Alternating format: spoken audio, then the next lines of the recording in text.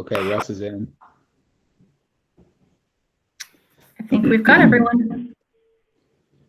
Okay, I'd like to welcome everybody to the meeting, staff and public, and I want to thank everybody for their patience as we kind of work our way through doing this. As our first go. So Dane, you're going to have to kind of put up with us because it's going to be touch and go on making mistakes and figuring out what we're doing wrong, but at least we're having a meeting, so that's better than the other option. Let's do roll call. So I guess, are you going to do that, Andrew? Do you want Jancy to do that? I've got a list in front of me and I can see everyone, but for the record, I'll call it. Vicki Ashley. Present. Russ Hargrave. Present. Brad Dehart. Here. Lynn McIntyre. Here. Mike Davis. Present. Kate Willis. Here. Chris Shano. Here. Leroy Booth. Here. Marcus Swift. Here. And I'll just put on the record, I'm Angie Brewer, Planning Director for Wasco County, and we have several staff. As you can see, I'll let Will and Lisa, you want to call out your names? Yeah, Will Smith, Senior Planner. Lisa Johnson, Associate Planner. And Jency? Jency Smith, Planning Coordinator. Okay, thank you. Okay, so this meeting is being recorded and will be publicly available. All participants must mute themselves unless they are speaking. Lines providing feedback while not speaking will be muted to ensure others can hear. Only you can unmute yourself using the mic icon. If you are participating by phone, unmuting yourself by dialing *6. Participants behaving inappropriately will be promptly removed from the meeting. The chair will specifically invite participants for public comment at the appropriate times, so please be patient and wait to be called on. Please refrain from using the comment feature unless directed by the chair. It will distract from the intended flow of the hearings procedure. This time I'd like to invite the public to unmute their mics and share any comments they might have for items not listed on the agenda.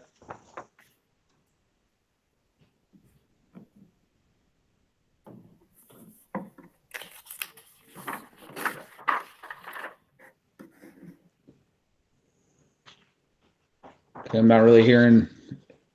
Oh, Sheila just joined.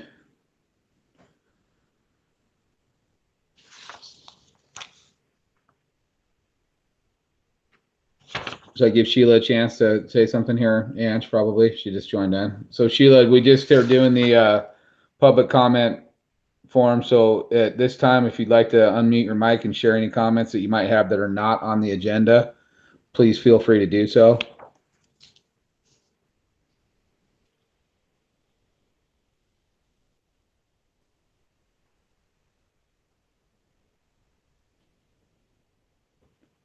Okay, I think we'll open the hearing at this time then.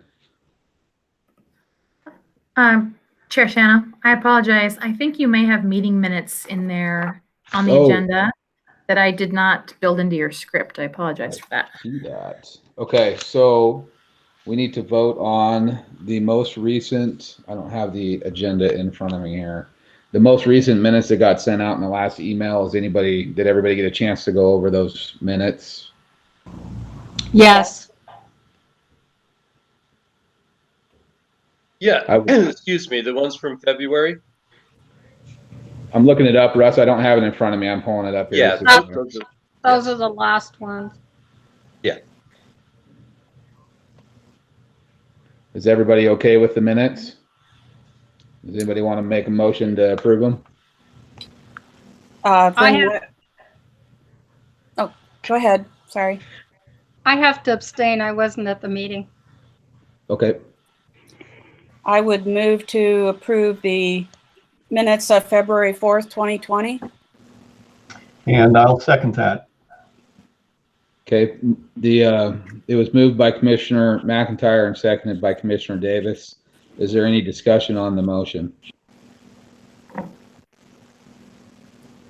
Okay, and Ange, how do you want to do the vote? Do you want to ask everybody? Yeah, I'll do roll call real quick. Okay. Commissioner Ashley? You've abstained. Abstain. Commissioner Hargrave? I will abstain for the same reason. Commissioner DeHart? Abstain for the same reason. Commissioner McIntyre made the motion. Approve. Commissioner Davis was the second. Commissioner Willis? Approve. Commissioner Shano? Yeah, I accept too. Commissioner Booth? Accept. And Commissioner Swift? Approve. And I can't recall. Let's see. Commissioner Swift, I don't think you were present at that meeting, so I don't know. Just to be clear on the record, I don't know that you can vote on this. I should have clarified that. Okay. And I'd like to also request that if any of the alternates are voting members for this hearing, that they be recognized by the chair so we can officially take their vote.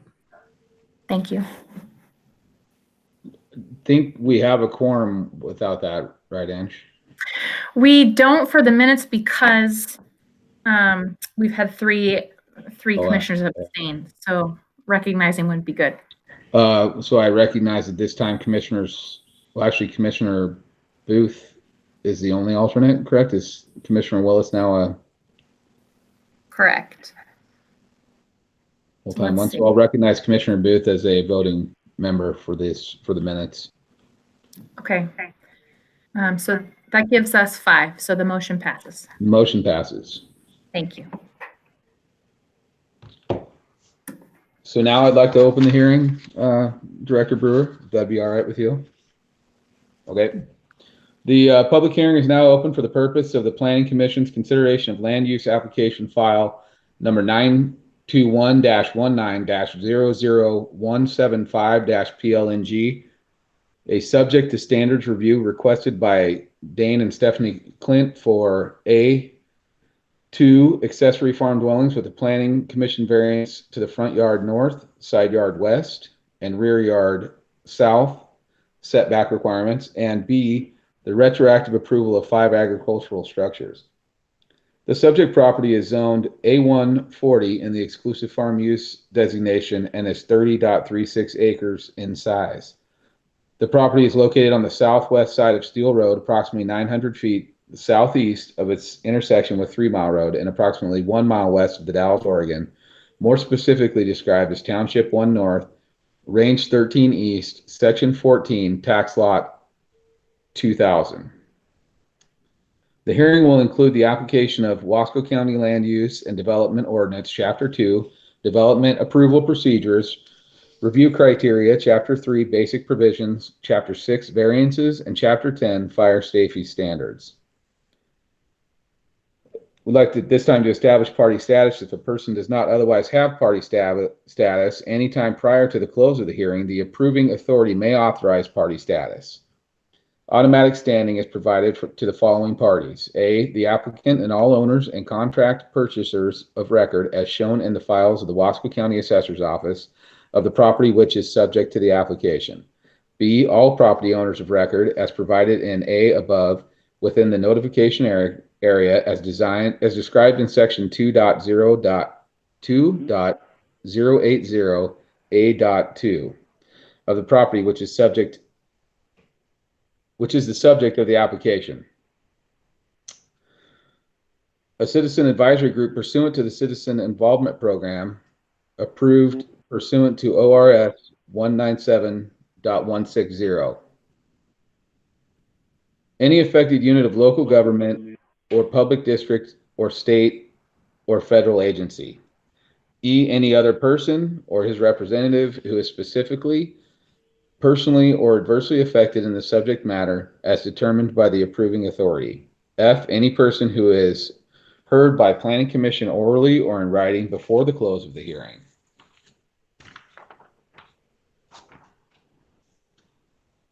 Okay, on to number 7, the procedure. The procedure I'd like to follow tonight is A, planning department staff will present their report. B, provide an opportunity for the applicants to provide testimony. C, members of the audience who wish to speak in favor of the proposal. D, members of the audience who wish to speak in opposition of the proposal. E, the applicant's rebuttal. F, close the hearing for question, deliberation, and the decision. G, the hearing is scheduled for 2 hours. We will try to conclude the hearing by 5 p.m. Testimony will be limited to 15 minutes for the applicant and 3 to 5 minutes for those in favor or against as time allows. If possible and appropriate, we will make a decision today. Number 8, rules of evidence. The rules of evidence are as follows. A, no person shall present irrelevant, immaterial, or unduly repetitious testimony or evidence. If you have submitted written comments, please do not restate it in oral testimony unless you have further information to add. B, evidence received shall be of a quality that reasonable persons rely upon in the conduct of their daily affairs. C, testimony and evidence must be directed towards the criteria applicable to the subject hearing. D, failure to raise an issue accompanied by statements or evidence sufficient to afford the commission and parties an opportunity to respond to the issue precludes further appeal based on the issue. E, any party of record may request that the record remain open for at least 7 days prior to the conclusion of the initial evidentiary hearing. Number 9, disclosure of interest of ex parte contact. ORS 215.422 and ORS 244.135. A, does any commission member wish to disqualify themselves for any personal or financial interest in this matter? Chair, this is Brad. It was just this past weekend that I realized that in reviewing the materials that this was Dane, and Dane and I have known each other for, I would say, pretty much our whole lives. I would consider us to be friends, and for those reasons, I don't believe there's any problem with impartiality, but we have a full quorum here even without me, so I'm going to recuse myself. Okay. Noted. Anybody else?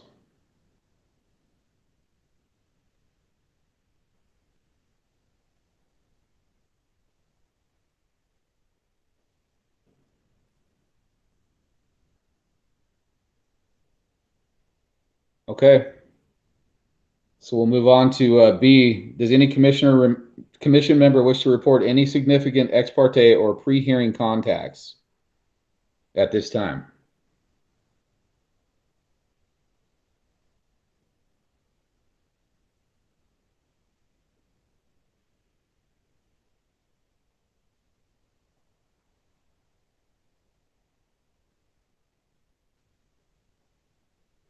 Okay, C, does any member of the audience wish to challenge the right of any commission member to hear this matter?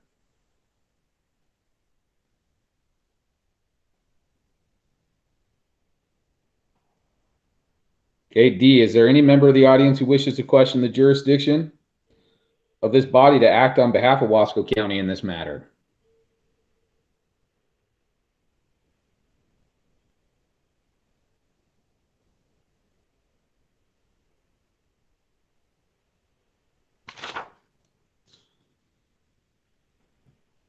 Okay, this time I'd like to move on to the staff presentation. Let's have all participants mute themselves and hold questions until the end of the staff's presentation. The meeting host will mute them if needed. Director Brewer. Staff, please do your presentation. Thank you, Chair.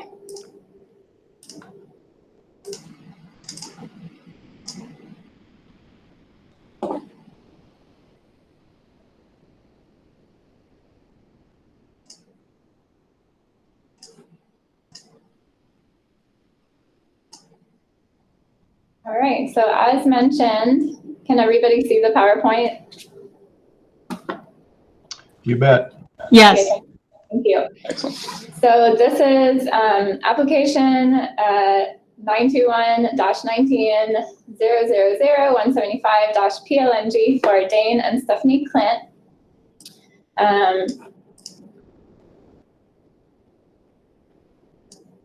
This is a subject to standards review for two 1,067 square foot accessory farm dwellings, which will have dimensions of 40 feet by 26 feet and 8 inches with a 12-inch height to the top of the roof. There will be a planning commission variance for this because of the front yard setback, which is the north, the side yard setback, which is to the west, and the rear yard setback, which is to the south. And then we have a retroactive approval of 5 agricultural structures that were found to be on the property that did not have past permits, either to that they were placed or otherwise. And the applicant or property owners both are Dane and Stephanie Clint. And I'll show you a map next. The location is the southwest side of Steel Road and the southeast side of 3 Mile Road, where they intersect together. So you can see here Steel Road and 3 Mile Road is just right here. This is a private road called Stack Road, and we also have Remington up here. All around is orchard land, and this shape here is the subject parcel. This is the subject parcel here. It is about a mile away from the city of the Dalles limit, just right here. So here's a topographic map to the left and an aerial imagery, the map to the right. This is the site plan that Mr. Clint has submitted as part of his application. Right here, you will see the proposed dwellings. So we have 2 existing cabins. The proposed dwellings are here. Again, we have Stack Road, the private road, and then an existing driveway here. This is more of an aerial imagery of the site area. So we have the driveway for a reference. Again, this is the location of the proposed accessory farm dwellings, and the existing agricultural buildings that are already here consist of a barn. There is a shop, a primary farm dwelling. Here is a shed, another accessory dwelling here, and shower facilities. This is a turnaround driveway area. And here the blue line indicates the property line to the north. So this is a directly above with all the same reference agricultural structures. Here are the 2 existing farm dwellings that were approved in 2001. And these are the proposed accessory farm dwellings. The setbacks as proposed are 75 feet to the west for both of them. The existing accessory farm dwellings are 55 feet to the west. You can see to the north we have 70 and 123 proposed. To the south, both buildings would be at least 180 feet. The northernmost dwelling would be 238. And to the east, they are 1244. And as a reminder, in this zone, the setback is usually 200 feet to the property lines. Here, next photo, we have a zoomed out area. This is a site plan that was submitted by the applicant showing the development area here. So this dwelling is on a separate parcel. These are the existing farm dwellings, and you can see the property lines here. There is not showing in this aerial map, the property line comes between these 2 structures. So this is another parcel to the north. This is a barn. The property line goes through the middle here. And you can see, if you can recall, the shape of the parcel goes through here, where you can see the development area takes up about 2 acres of the parcel. So 2 acres out of 30.38 acres would consist of the development area. So the criteria that we use at Wasco County for making the decision for approving accessory farm dwellings are the following. We look at the criteria in Chapter 3 for basic provisions in the exclusive farm use A1 zone. We also look at the variance criteria because of the setbacks, and then Chapter 10 for fire safety standards. Section 3.218, agricultural protection, is pretty standard with accessory farm dwellings as well as Chapter 10. So I'm going to focus for this presentation on uses permitted subject to Type 1 review, which will be the 5 agricultural structures. The uses permitted subject to standards, which are the 2 accessory farm dwellings. The property development standards will speak about the setbacks, accessory farm dwelling, and the criteria for decision. So in the exclusive farm use zone, one of the requests was to retroactively approve 5 agricultural buildings. If there were no request for a variance, this type of review would have been approved as a Type 1 review. They met all the criteria to get this approved. So it would just be a Type 1 review that typically takes 1 to 2 weeks to process. And apart from stating that it would be an administrative review without any need for a planning commission, I would just summarize that the 5 structures would be approved without any requirement for planning commission input. So those 5 structures would be, they have to be included as part of this review because of the variance. They could have been done separately, but they were put together. So next, we're focusing on the accessory farm dwellings, which would be permitted subject to standards. So the accessory farm dwellings, the setbacks to the property line would generally be 200 feet from the property line if adjacent land is being used for perennial or annual crops. We saw earlier on the maps that adjacent lands are pretty much all planted in orchard land, except for some development area to allow for farm dwellings, accessory structures, or agriculture structures. And farm structures shall be set back a minimum of 25 feet. So we'll remember 25 feet and 200 feet. The proposed distances for the ag structures would be 25 feet is the requirement. You can see all the shop, barn, showers, and the 2 sheds are all at least 25 feet. So they all comply. The setbacks required for any accessory farm dwellings or primary farm dwellings would be 200 feet. This is the reason as to why we are applying for a variance.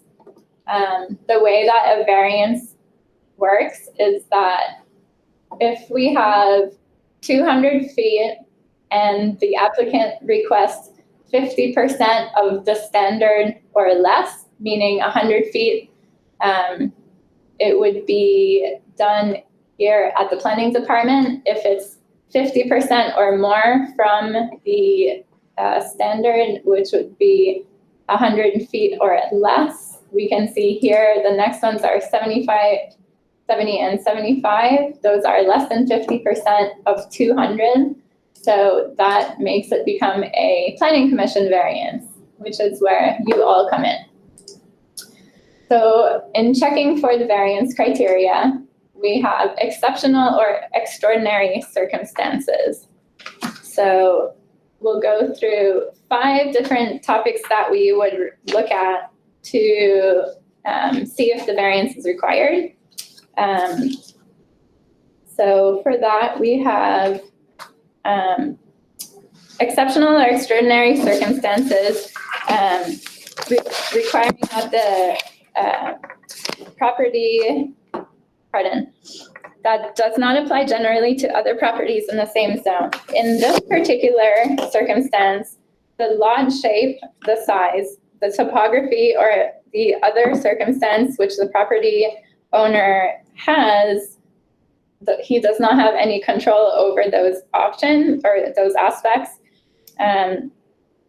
As part of the variance application, Mr. Clint provided information that the proposed new accessory farm dwellings are to be built on an acre of the farm that is not suited to cherry or pear trees, and it's the only piece of ground available for housing without having to remove any existing orchard. The employee housing is necessary to enable the property to be farmed successfully. He has 33 acres of cherries and 11 acres planted in pears, in which he employs 4 full-time employees and 60 part-time or seasonal employees. Next, we have the preservation of a property right. So the new dwellings are proposed to be built parallel to the 2 existing agricultural labor dwellings.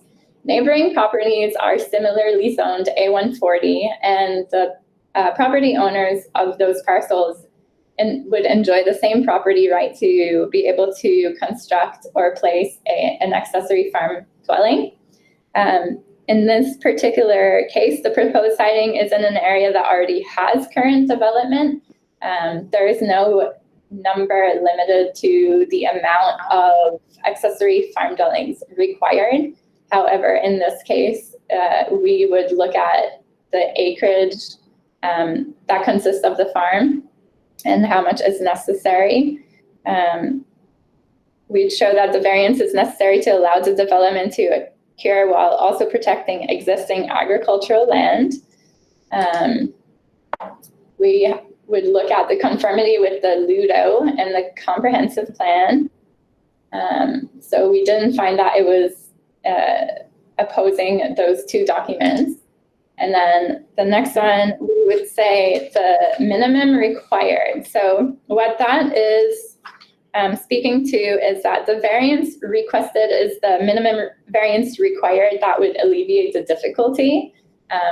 Earlier, we looked at the map, and when we look at the west side, we see that that would be going closer to the into the setback.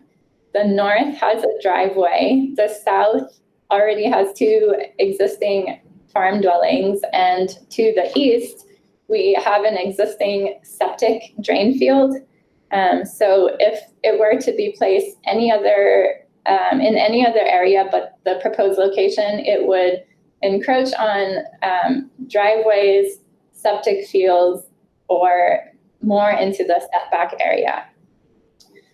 Lastly, we would look at, is this a self-created hardship? So what that means is there another location that could be, that the accessory farm dwelling could be placed? And because of the location of setback, driveway, existing structures, or the septic fields, I don't see any other location that could, that we could place the accessory farm dwellings without removing orchard land. So we want to find a balance between what makes sense and how to protect all of the resources in question. And then we would also look at the fire safety. So the applicant has provided information about the construction of the 2 accessory farm dwellings, and they are deemed to be safe for fire safety. So part of our process is we receive the application, and the planning department have 30 days to deem the application complete. There was some missing information, so I sent a letter of incompleteness to the applicant, which he provided shortly thereafter. And during the time that we sent out notification to neighboring landowners, we had notice of public hearing sent out to people within 750 feet of the subject parcel, and received a comment from Denise Harrison and Matt Rowland, who had concerns about parking, road, and safety issues. They requested a more robust safety and traffic plan regarding parking and speed limits. I would like to remind that this comment, we look at the comments and apply them towards the criteria applicable. According to the criteria that we need to look at for accessory farm dwellings, the planning department is not required to look towards traffic safety unless an additional parcel was created. So just as a note there. And finally, I would say that the key questions that we have is, does the proposal meet the definition for an accessory farm dwelling? Accessory farm dwelling is defined in our LUDO as an accessory farm dwelling is a single-family dwelling occupied by a person or persons principally engaged in the farm use of the land and whose seasonal or year-round assistance in management, such as planting or harvesting, is or will be required by the farm operator. So, secondly, given the subject farm's necessities for planting, harvesting, and processing, are 4 accessory farm dwellings required. So Mr. Clint has 33 acres of cherries and 11 acres of pears on the 2 parcels that he owns. He also manages surrounding orchard land every year, which changes. But for the ones that he owns, he has 4 full-time employees and 60 part-time or seasonal employees. The seasonal employees are there for 2 months out of the year, at least. Given the existing development in agricultural land, is there another siting location possibility? I would add that there is an odd shape of the parcel, and 2 acres is already developed in a residential area. The rest is all already planted in orchard. Does the variance preserve a property right that would otherwise not be possible? So accessory farm dwellings are a right enjoyed by other property owners in the same zone. So the denial of a variance would deny the property right to be able to place accessory farm dwellings on this parcel. And is the variance requested the minimum required to alleviate the difficulty? So as I mentioned before, if we go west, we're going into the setback. North is would go into the driveway. Going east would encroach on the existing septic area, and south would require the removal of the existing farm dwellings. Anywhere else on the property is already planted in orchard. So my recommendation is the approval of the 2 new accessory farm dwellings and the 5 existing agricultural structures. Are there any questions from you all commissioners?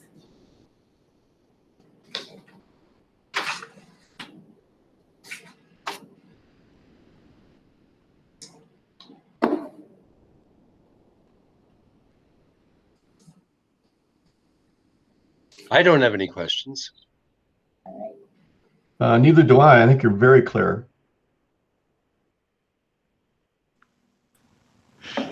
All right, back to you, Chair. I have a question. Okay. Oh, yeah, go ahead, Leroy. Sorry about that. You didn't cover the septic system. Is there a plan to deal with that?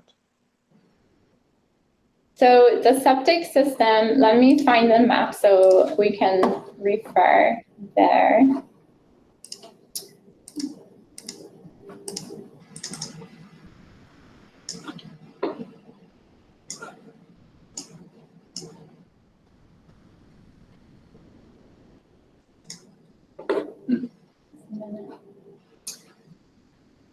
So while that loads, there is an existing septic system that is, so if you imagine the 2 existing farm dwellings that are already there, just to the east of that is where the location of the septic is located. Let Let me go to the map here so I can show you.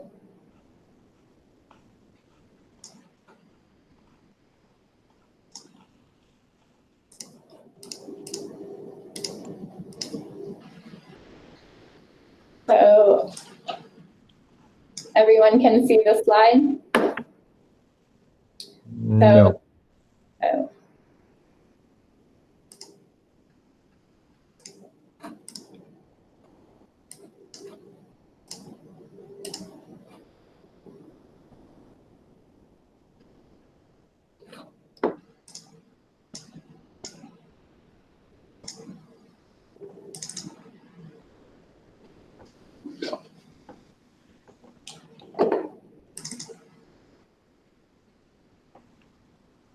Okay. All right. I'm frozen on this side, so just a moment. Just take a minute, doesn't it? Yeah. Okay, so from here we have Stock Road, the existing driveway, and then we have the 2 existing cabins here. These are the proposed dwellings here. And then we have the drain field right between the shower facilities. There's kind of a turnaround area here. The barn is there as well, and then there would be the proposed parking here right next to the driveway. So you can see the drain field area in this location. There's a little bit of orchard planted below and up above here, in between the shop and the existing dwelling and loading area here, which kind of goes between the driveway, and it's a good way to kind of put the primary dwelling here, the existing farm dwellings here, and the proposed accessory farm dwellings closest to the road to minimize dust and away from existing orchard land. But if it would go here, we'd have to move the drain field. I was in touch with Nicole Bailey at North Central Public Health, and she said that there was a septic evaluation done in 2017, and what is here so far is acceptable for all the development. If the 2 accessory farm dwellings are added, then you can either expand this one or put 2 additional ones. But this is the current location of the drain field.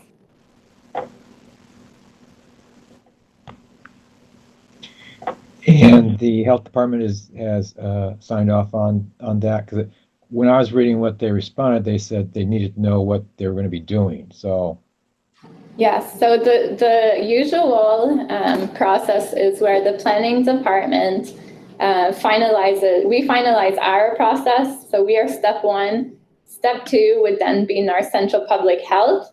I have been in touch with them, and they said that it would not be an issue expanding the existing septic, or either expanding it or just placing two side by side, according to the comments. So they are okay with the process and have assured me that expansion is possible, at least in that location. So basically, before it goes to building codes, it has to be signed by the planning department as step 1, and then North Central Public Health District is step 2. It then goes to the plan or the building codes department. thank you. Okay, does anybody else have any other questions? Just a comment, or sort of a question, that you didn't talk about any of the conditions of approval that were in the report. I assume that there were none others added since the report was issued.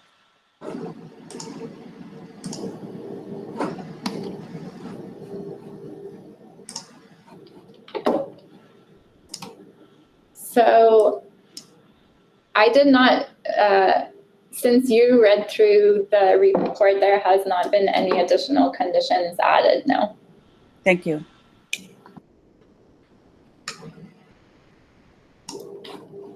And this is Commissioner Willis. No further comments. Is that correct? I don't have any further comments. Okay, thank you.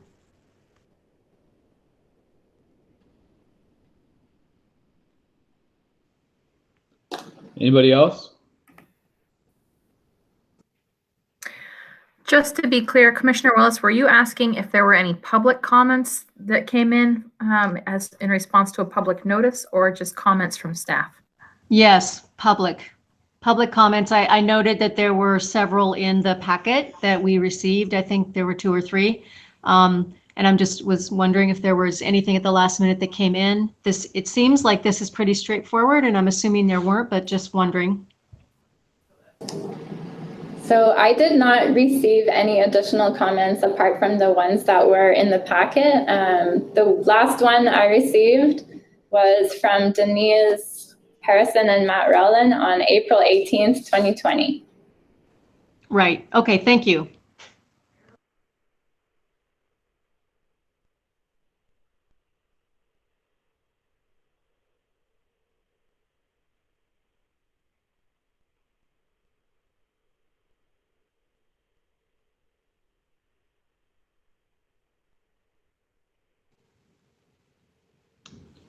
I got kicked off there for some reason. Are we still good to go? We are good to go, Chair, and it's you're up next. Okay, so I'd like to give the applicant an opportunity to provide testimony. Is the applicant or their representative present? Yes, I am. This is Dane Clint. Dane, do you wish to add anything to the staff presentation? And if so, would you state your name, address for the record, and then give your testimony? Dane Clint, 715 East Scenic Drive, The Dalles, Oregon. No, there's nothing at this time I'd like to add. I think the planners have done a great job in presenting the information we presented to them. Okay, do the commissioners have any questions for Mr. Clint?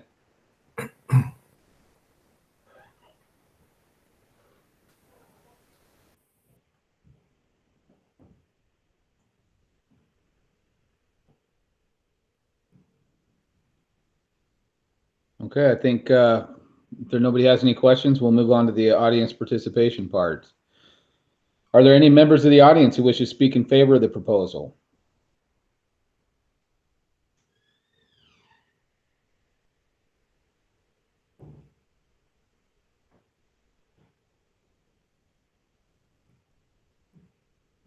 Are there any members of the audience who wish to speak in opposition of the proposal?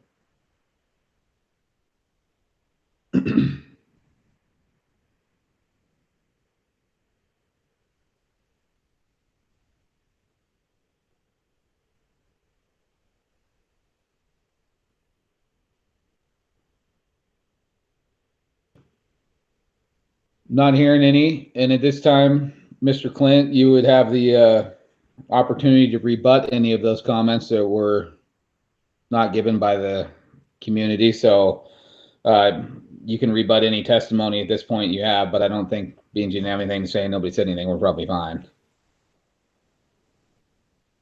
Do you have anything else you'd like to add, Dane? No, I'll pass my time. So. Okay. All right, at this time I'd like to close the hearing. If there's no further testimony and no request that the record remain open, the public hearing is closed and the planning commissioners will enter into deliberation.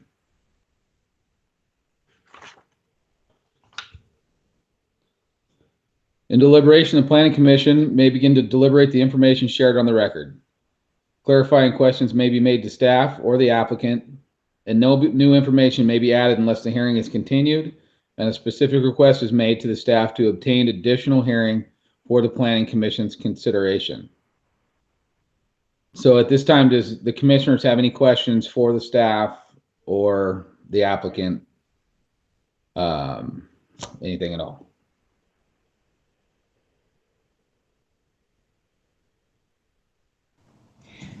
No questions. This is Commissioner Willis.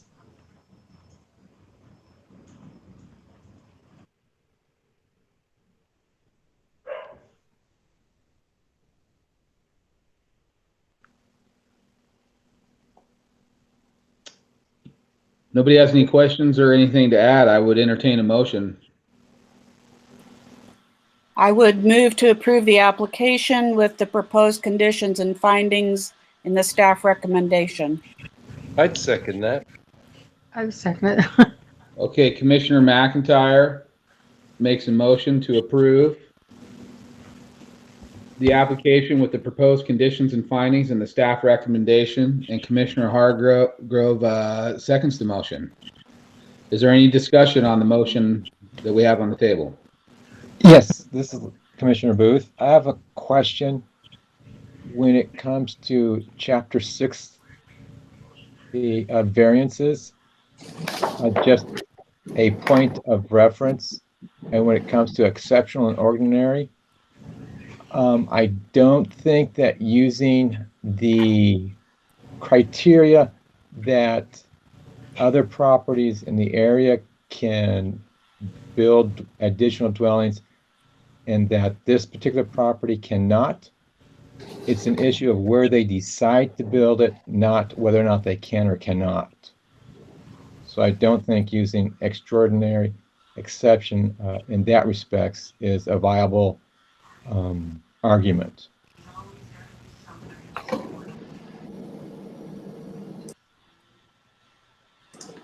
Thank you, Commissioner Booth. Chapter 6, Section 6.020.A is exceptional or extraordinary circumstances. And then 6.020B is the variance is necessary for the preservation of a property right.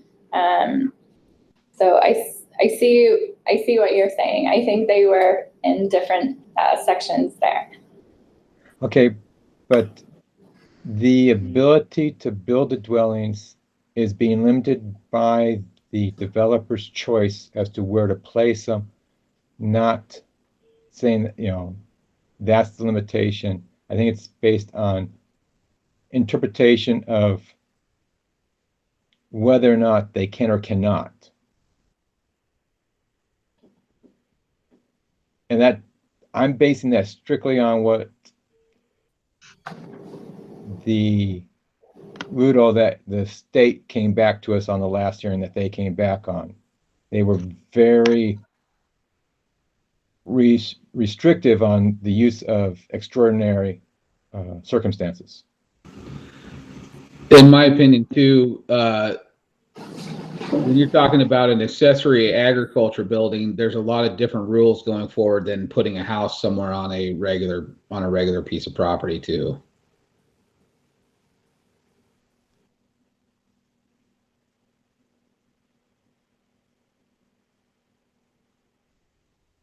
Thank you. Do you have anything else, Leroy? No, it was just a point I wanted to make sure was brought up.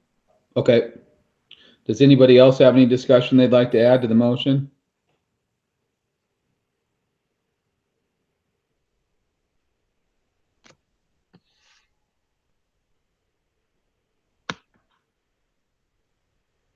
If there's no discussion, I'd call for a vote. Director Brewer, do you want to call the roll on it? I will. Thank you, Chair. Commissioner Ashley, In favor? Commissioner Hargrave, you seconded. Yeah, I'm in favor. Yeah. Commissioner DeHart has recused himself. Commissioner McIntyre made the motion. Safe to assume you're a yes. Yes. Commissioner Davis, Approve. Commissioner Willis, Yes. Commissioner Shano, Chair Shano. Yes. Commissioner Booth. Oh, I'm sorry. I'm into alternates now. Chair, would you like to recognize one of the alternates to replace Brad DeHart? I would like to recognize alternate Booth as a voting commission member today in replacing Commissioner DeHart. Thank you. Okay, Commissioner Booth. Approve. Okay. And the motion passes.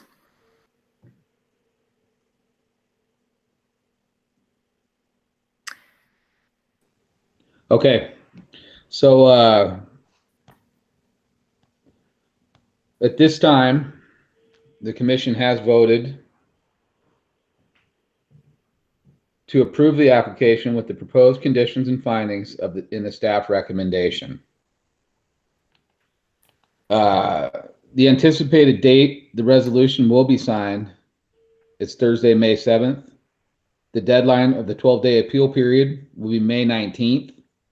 Mr. and Mrs. Klink, your options for the next step include waiting for appeal period to end and meeting all the conditions of approval, or appealing this decision to the Board of Commissioners if it was if something comes up with the appeal process.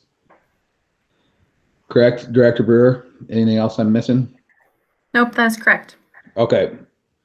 I would now entertain a motion to close the hearing. So moved. I second Second. it. Okay. Commissioner McIntyre moves to close. Commissioner Booth seconds. Any discussion?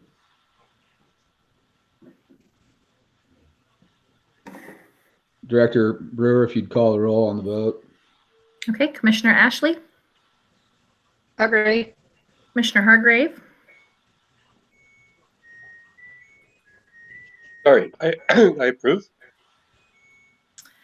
Commissioner DeHart, Approve. Commissioner McIntyre moved again. Yes. Commissioner Davis, Approve. Commissioner Willis, Approve. Commissioner Shano. Approve. Okay. There you have it. At this point, the meeting is adjourned. Thank you, Mr. Chair, everyone. I'd like to say thanks to the commission and to the planners for doing a great job, and I appreciate it. Thank Absolutely. Thanks for doing it, Mr. Clint. Appreciate it. you. All right. Is that it? That's it, unless anyone would like an update on anything going on in our office. I can share that we are wrapping up our budget request, and we continue to be very busy with all of the efforts you're already aware of. We have a couple of grant applications into FEMA right now for updates to our geohazards layers. We also have a request in for our community wildfire protection planning effort. We're waiting to hear back on that. I'm still waiting on flood maps, the final revisions from FEMA for our flood maps. And we're still very, very busy with scenic area related plan updates. And obviously, you're very familiar with the Wasco 2040 and subsequent ordinance updates that are coming down the pike. And then, there's this little thing called COVID that has thrown us a pretty serious curveball in the last couple months now. So if there's any questions about how we're doing business or, changes to our daily activities, happy to answer those. We've got everyone telecommuting as much as possible to comply with the governor's order and the board's declaration of an emergency. And I can tell you that our traffic volume as far as customer service and permits goes has remained busy, steady busy. We had a little bit of a lull, the week we closed, the week after we closed, where our customers kind of adjusted, but we are back up at regular customer service levels right now. And staff has commented they're really impressed how quickly the customers have adjusted to the new realities of working through the permitting process. And we've just kind of been rolling with it as much as we can. So that's all I've really got, unless anyone would like more detailed information on anything specific. Chair Shano is smirking, let the record show. I'm just not even that close a picture to Chris. Yeah. It makes it's hard because I know I can see myself, so I'm trying to hide it. Nice job facilitating, Commissioner Shano. Good job, and Director Brewer and staff. Great job. Thank you. Thank you. Appreciate you guys' patience, and kudos to Lisa for a great presentation. Okay, thank you, everyone. Successful first hearing online. Yeah. Nice work. Yeah. Congratulations. Excellent job, They're everyone. cutting edge. Okay, Really good job. Congratulations. signing We off. know we can do it now. Yes, now we can do it. Thank you, guys. Bye, Have a good everybody. rest of the night. All right. Thank you. Bye. Thank you. Bye-bye. Bye. Thanks, Chris. Bye, everybody.